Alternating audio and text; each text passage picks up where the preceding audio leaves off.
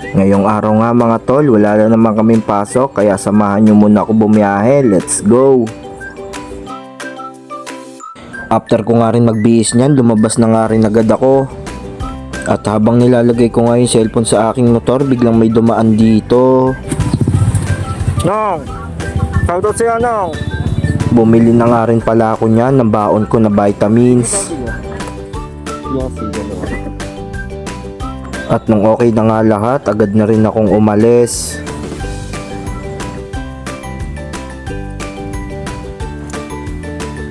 Dahil wala pa nga akong booking kaya tamang takbong tsabi lang.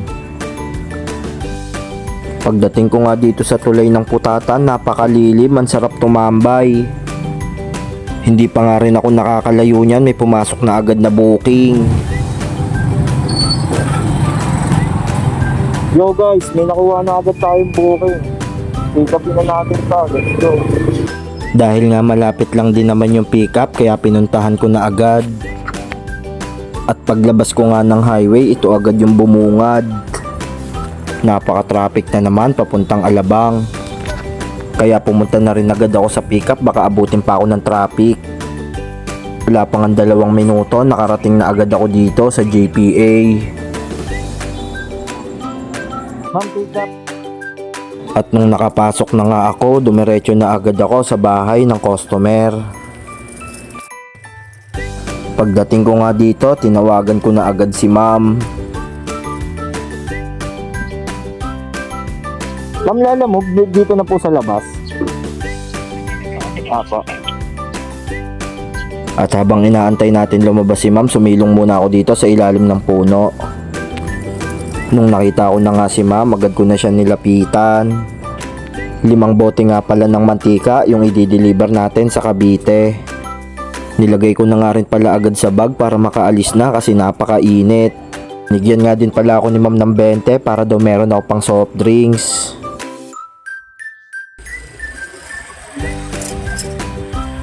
Ito na tayong Bacoor. Di pa nga ako nakakalabas niyan, may pumasok na agad na pangalawang booking. Pero bago nga ako pumunta sa pangalawang booking, magpapagas muna ako.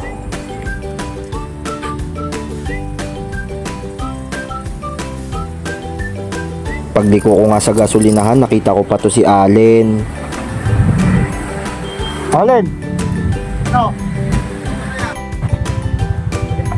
Nakita ko pa si Allen dito, nagpapagas. May angkas biglang tumalin yung angkas. After nga namin magkwentuhan, dumiretso na rin ako sa pangalawang pick up. Wala pa nga ilang minuto, nakarating na rin ako sa pangalawang pick up. Yo, inaantay natin yung isang booking. At nung okay na nga, agad na rin tayong umalis. Yo guys, puno na yung bag natin. Dito nga pala ako dadaan yan sa Bilibid para mabilis ako makarating sa Cavite. At nung nakapasok na nga ako sa Bilibid, nagtanggal na rin ako ng helmet. Habang ako'y nagmumotor nga, binibidyohan ko pa yung paligid. Nung nakalabas na nga ako ng Bilibid, nagsuot na rin ako ng helmet kasi napakainit. Bars. Pagtapos ko nga magsuot ng helmet, umalis na rin agad ako niyan. Pagdating ko nga dito sa Biason Road, napakaluwag, ang sarap humarurot. Nadaanan ko nga rin pala yung Petron na pinag-iinuman namin dati ng mga tropa.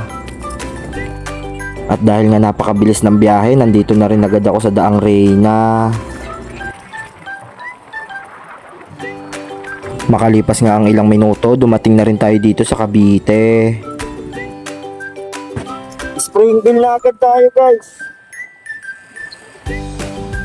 Mali na naman nga yung pin ni customer kaya naghanap tayo ng tricycle driver para papagtanungan. Kaya, saan banda yung East 1 Camellia Home? Kanan ka dyan. Dyan sa all day. Kanan, tapos kulay. Yun na yun. ayun na yun siya. Bago mag-all day, malaki yun. Pero kakanan na ako dyan sa all day. Bago ka Thank you kuya, salamat. Pagtapos nga natin magtanong, maya-maya nakita ko na rin yung iswan. Pagpasok ko nga sa gate, malapit lang din pala dito yung drop off. Hindi ko nga pala na-videohan pero nabigay ko na rin dyan yung item. 120 nga yung binigay ni customer pero 91 lang yung dapat niyang bayaran. Umalis na nga rin pala agad ako niyan para makapunta na sa pangalawang drop off. Makalipas ang 3 minuto, nandito na rin ako sa pangalawang drop off. 101 nga lang dapat yung babayaran ni customer pero binigyan niya ako ng 130. Alis na tayo, baka biglang bawiin. Hanggang dito na nga lang muna mga tol ang ating biyahe serye dahil ako ay raratrat na. Bye!